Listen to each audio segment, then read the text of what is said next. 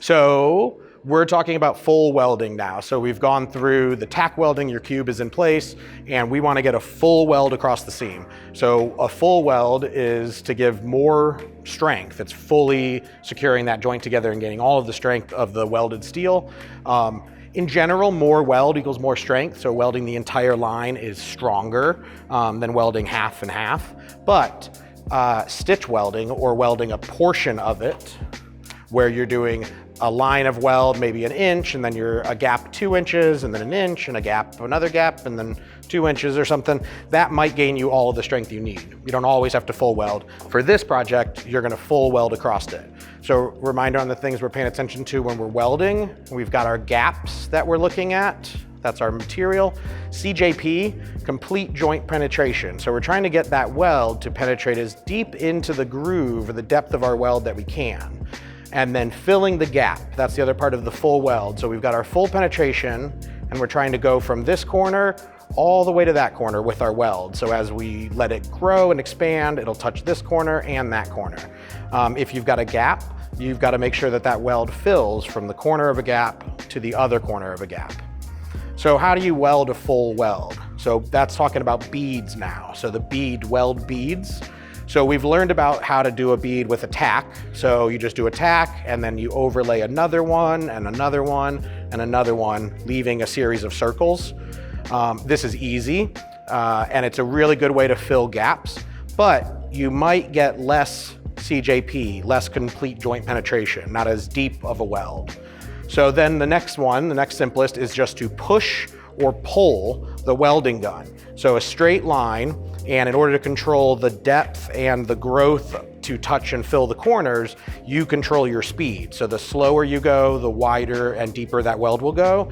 The faster you go, the less it will go out and deep. All right, so I'm gonna do auto set settings and gas wires, right? So I'm gonna change my thickness. I'm gonna stay at 1/8 inch right now. That's what our material is.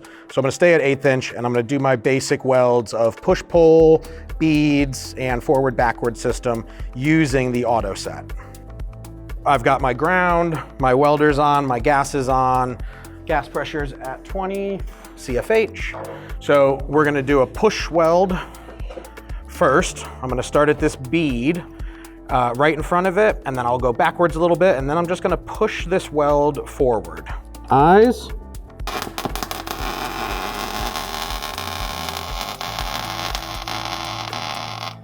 So my speed and how fast I went controlled how wide that got to fill the gap.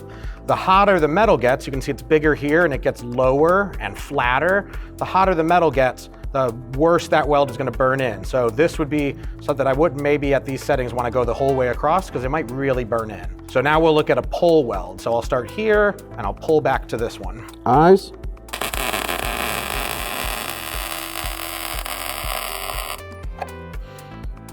So here's my pull weld. So my push weld is flatter and smaller. My pull weld is more bulbous and builds more material on it. So it is better to avoid that burn-in, because if you see it slumping in, you just slow your travel speed and it builds more. It is hard to see the line I'm following because it's behind the gun, versus the push, I'm pushing into that line, so it's very visible. So controlling your speed controls the weld. So then you can get into weaving patterns, where you actually physically, on a really small scale within your gap, weave your weld around in some form or fashion. The reason we would do this is pattern movements. Making these movements slows your travel speed. So if you weld really fast and you're always getting small welds, you might want to do a weave so that it slows you down to fill your gaps. It's a good way to fill gaps because you can physically move the weld from one side to another side and fill all that gap and make sure you're touching all the corners. All right, so we're gonna do a little weave pattern here. I'm gonna adjust my speed though on my auto set, because right now it's laying a lot of material, and weaving a pattern is gonna make it slower, so it would get bigger. So I'm gonna change my settings and go down to a thinner material. So I went down 2 steps to a thinner material. So my heat and my wire speed has gone down. I need the heat to melt this metal though. So I'm gonna go into my auto set to my volts, and I'm gonna turn those up the highest I can to get the most heat. And then I can turn my wire down, and that makes it slower feed. So I can move myself a little slower. So the weave pattern, before I weld, I'm gonna start my weld here, and then it's gonna be very small within there, where I'm either gonna circle like that or go like this, and I'm connecting the weld to each of these corners. So that's what we're gonna see right now. Eyes.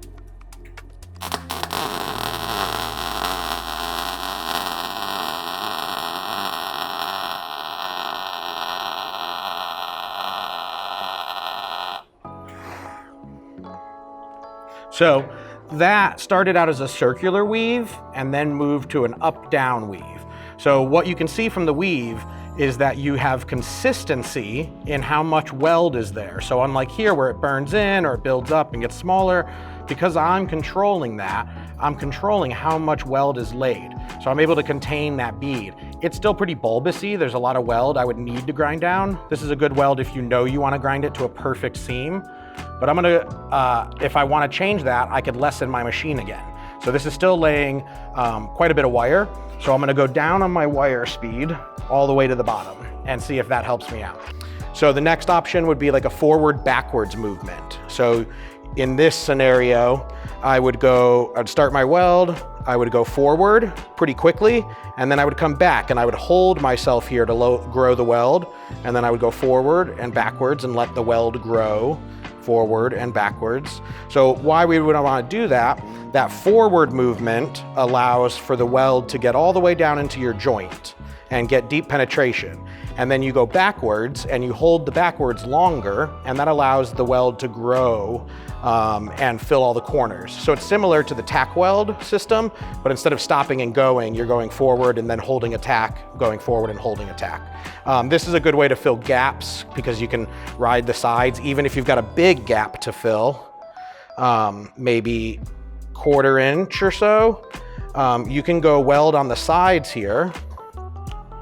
You can weld on the sides and then weld on the sides and then fill that area, and then weld on the sides, and fill that area. Anything bigger than maybe 1/4 inch, you're gonna wanna put another piece of metal in there and weld against that. So I'm still hot but low wire, so I can burn in my complete joint penetration by moving forward. So I'll start the arc, I'll go forward pretty quick, and then back, and then I'll sit there, or I can do a circle. And then I'll go past where I stopped last time, and then back and let that build forward, backwards, and just let it grow out. So we'll snip it clean. Eyes.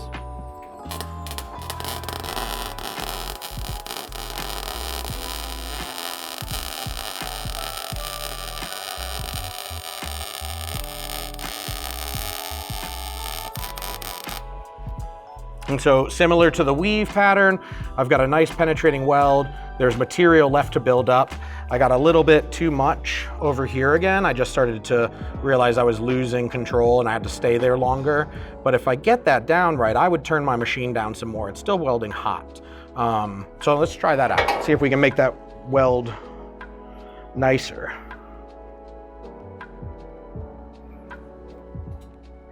Eyes.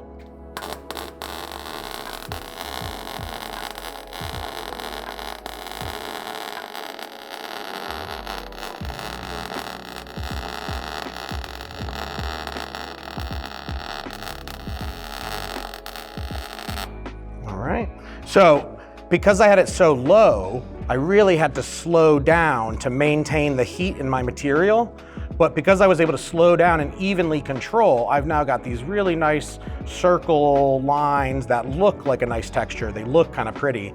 And I know I've got good penetration because I burned it in when I moved forward. So controlling the speed with the voltage and the wire speed, and then controlling that with your hand, it's pretty much how you do it. So then you now just kind of play along with it. I would not, until you're really feeling really comfortable, try to weld across an entire seam in one pass.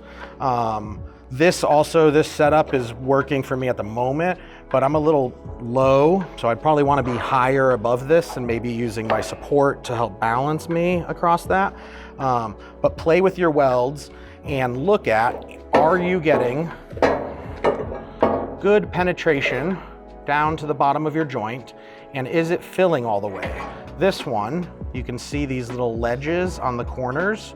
So if I went to grind this down, I would see those ledges. So those might not be full penetration or full fill, whereas these, you don't see any, you see weld over the corner. So we know we've got full penetration and fill. So play along with the welds, try different things, right on the surface and try to trace it or something with your weld, and see how that goes.